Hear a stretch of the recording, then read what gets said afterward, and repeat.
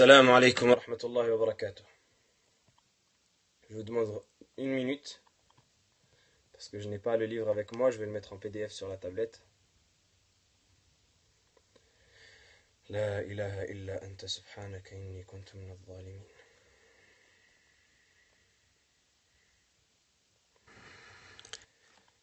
Alaykum assalam wa rahmatullahi wa barakatuh. Ya marhaba. Ya marhaban, ya marhaba. Marhaban bi wasiyyati rasulillahi sallallahu alayhi wa sallam. Bienvenue à la recommandation du messager sallallahu alayhi wa sallam. Tayyib. J'espère que vous m'entendez bien. J'ai investi dans un nouveau dispositif que je vous montrerai Inch'Allah sur Twitter. Ce sera plus clair Inch'Allah au niveau de l'image. Donc là vous avez le hadith. Ne faites pas attention au fait que l'écran est coupé. Vous avez le hadith. Est-ce que vous voyez bien?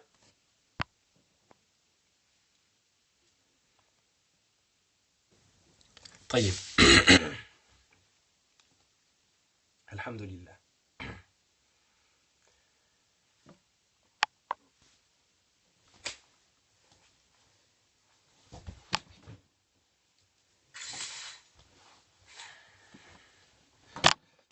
الحمد لله رب العالمين وأصلي وأسلم على أشرف الأنبياء والمرسلين وعلى آله وصحبه أجمعين أما بعد فنواصل شرحنا لهذا الحديث العظيم الذي هو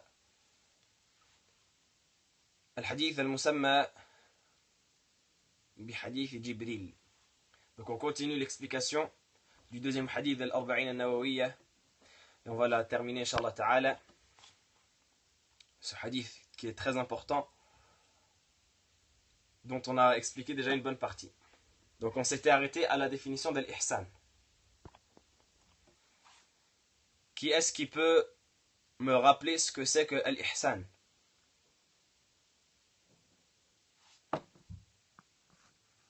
On avait parlé de l'ihsan. Naam. On avait dit dans la langue, ça peut vouloir dire l'excellence comme la bonté. Et on avait dit que l'ihsan, c'est un acte qui relève de l'âme, c'est-à-dire c'est un acte qui est du domaine de l'âme. On a dit l'islam, ça concerne les membres, l'iman, ça concerne le cœur, et l'ihsan, ça concerne l'âme. C'est le degré qui complète les deux premiers. C'est le fait d'adorer Allah comme si on le voyait, car si on ne le voit pas, lui, il nous voit.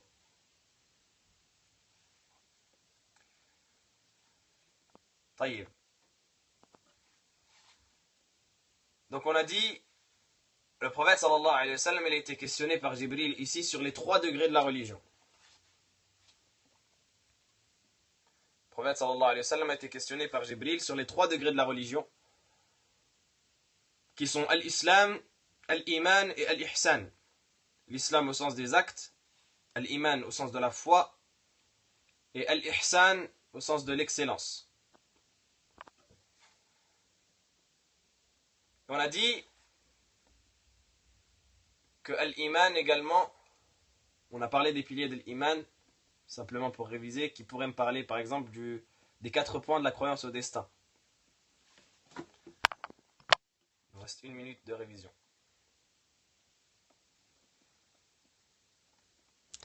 Très rapidement, soyez réactifs. N'hésitez pas à dire quoi que ce soit, comme ça je ne reste pas tout seul.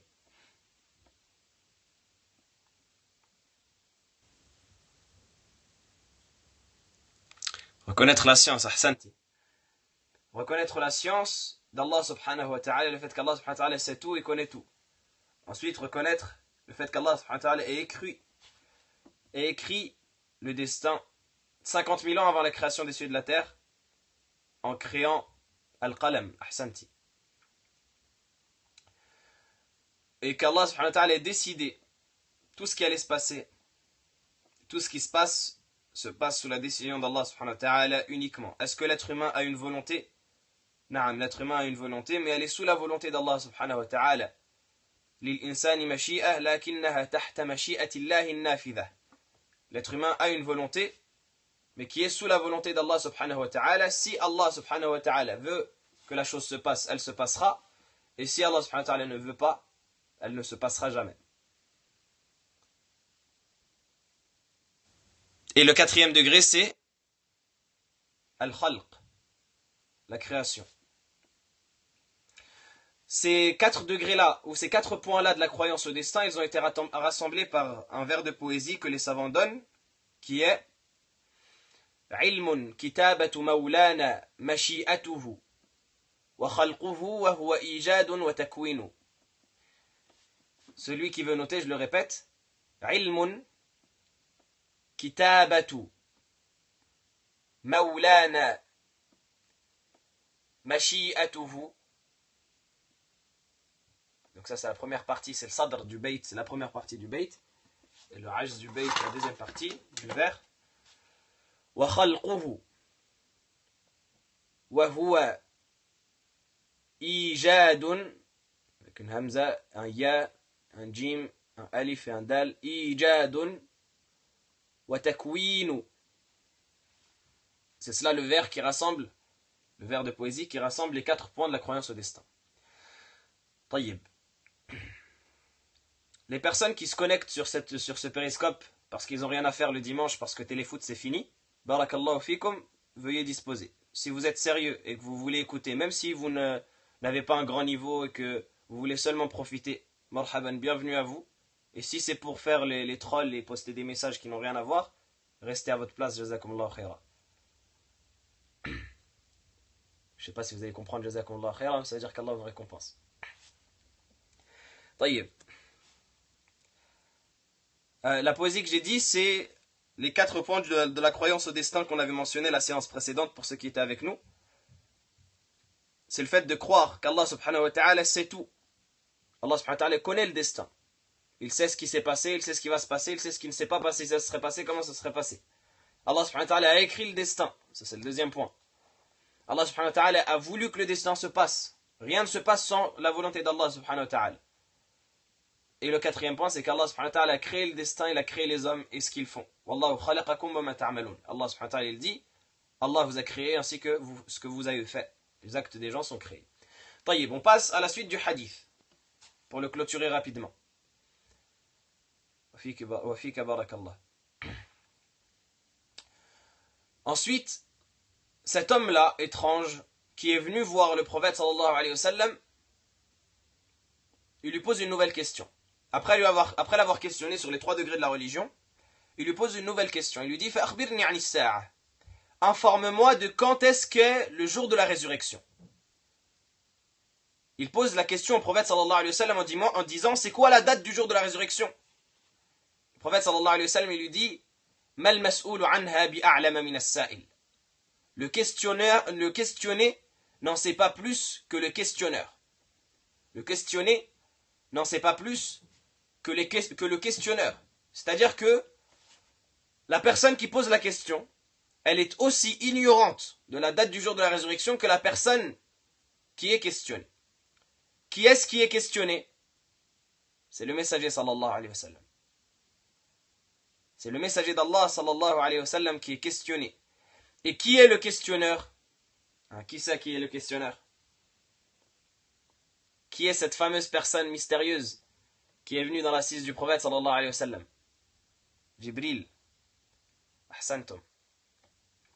On va le voir bi'idhnillah à la fin. Cette personne-là, c'est Jibril.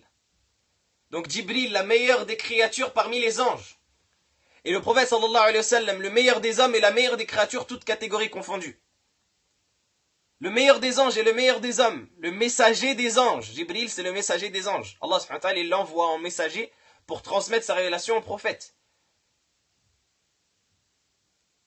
Et le prophète sallallahu alayhi wa sallam, le messager des hommes, eh bien ces 2 meilleures créatures, ces 2 créatures qui se rejoignent au top niveau, et bien sûr le prophète sallallahu alayhi wa sallam est meilleur, eh bien ces 2 créatures-là, elles ne connaissent pas la date du jour de la résurrection. C'est-à-dire qu'elles ne connaissent pas l'invisible. Elles ne savent pas ce qui va se passer demain. Elles ne connaissent pas l'invisible, elles ne savent pas le futur de chacun, elles ne connaissent même pas la date du jour de la résurrection, elles ne connaissent pas leur date de mort. Alors que dire des personnes qui sont inférieures à celles-là? Que dire des personnes qui prétendent connaître le destin, qui prétendent connaître la bonne aventure des gens, qui prétendent lire dans les lignes de la main, qui prétendent lire le destin dans des tasses de thé ou dans des tasses de café, alors qu'ils n'ont ni la piété, ni la foi, ni le dixième de foi, ni le dixième du centième de la foi de Jibril ou de la foi du prophète sallallahu alayhi wa sallam. C'est même incomparable. La plupart du temps, ce n'est même pas des gens qui sont musulmans. Et là, malheureusement, il y a certains parmi les musulmans qui les croient. On trouve des gens qui sont assez bêtes et assez stupides pour croire que des êtres humains comme eux, faibles comme eux, créés d'une goutte de sperme comme eux, qui finiront cadavres comme eux, peuvent les informer de leur destin. Et peuvent les informer de leur futur. Et peuvent les informer de ce qui se passera pour eux demain et de s'ils auront de l'argent. Et entre ceux qui vont voir les diseuses de bonne aventure, ceux qui appellent à la radio, sans citer les radios que vous connaissez, les radios soi-disant des radios maghrébines qui font des programmes d'astrologie, où ils ramènent des devins, wal'iyadhu billah, qui travaillent avec les shayatin pour égarer les gens du sentier d'Allah, et juste après ils te mettent l'adhan. Sans parler des gens qui envoient amour au 8 33 33 pour savoir s'ils finiront en couple ou s'ils auront... Tout ça, c'est des choses dont on peut rire, mais qui sont des problèmes que vit la Ummah, qui sont des problèmes véritablement qui sont vécus par la Ummah. Et c'est triste, wallahi, on entend des gens, wallahi al-azim, qui viennent nous voir et qui nous disent: hier je suis parti voir un marabout parce que j'avais des problèmes et parce que je voulais savoir s'il y avait une solution. Ou d'autres qui disent: wallah, hier j'ai appelé telle radio pour parler à l'astrologue pour qu'elle me dise si ça va s'arranger ou pas. Ya subhanallah, on délaisse Allah subhanahu wa ta'ala qui connaît al-ghaib wa shahada, qui connaît le monde invisible comme le monde visible. Et on va voir des gens qui sont aussi faibles que nous. Ces gens-là, ils tombent malades comme toi. Ces gens-là, akramakumullah, ils vont aux toilettes comme toi. Ces gens-là, ils urinent comme toi, ils vont au sel comme toi. C'est des gens qui sont faibles, ils ne représentent rien. Et si le prophète sallallahu alayhi wa sallam lui-même et Jibril alayhi salatu salam lui-même ne connaissent pas l'invisible et ne savent pas quand est le jour de la résurrection, alors que dire d'une personne qui ne vaut rien auprès d'Allah subhanahu wa ta'ala? Donc ça, c'est un enseignement qui est très fort. Allah subhanahu wa ta'ala dans le Coran, il dit: قُلْ لَا يَعْلَمُ مَنْ فِي السَّمَاوَاتِ وَالْأَرْضِ الْغَيْبَ إِلَّا اللَّهُ وَمَا يَشْعُرُونَ أَيَّانَ يُبْعَثُونَ. Dit: nul de ceux qui sont dans les cieux et de ceux qui sont dans la terre ne connaissent l'invisible, sauf Allah. Il n'y a qu'Allah subhanahu wa ta'ala qui connaît le futur, qui connaît l'invisible. Et ensuite Allah subhanahu wa ta'ala informe d'une partie de cela qu'il veut. وَمَا يَشْعُرُونَ أَيَّانَ يُبْعَثُونَ. Ils ne ressentiront rien, ils ne connaissent en rien le jour où ils seront ressuscités. Ils ne savent pas c'est quand. Ils ne remarqueront rien. Donc tout cela montre que Allah subhanahu wa ta'ala est le seul vers qui on doit de se tourner, qu'Allah subhanahu wa ta'ala est le seul qui connaît l'invisible. À ce propos, énormément de personnes, certaines de la communauté musulmane, sectaires, les personnes des sectes,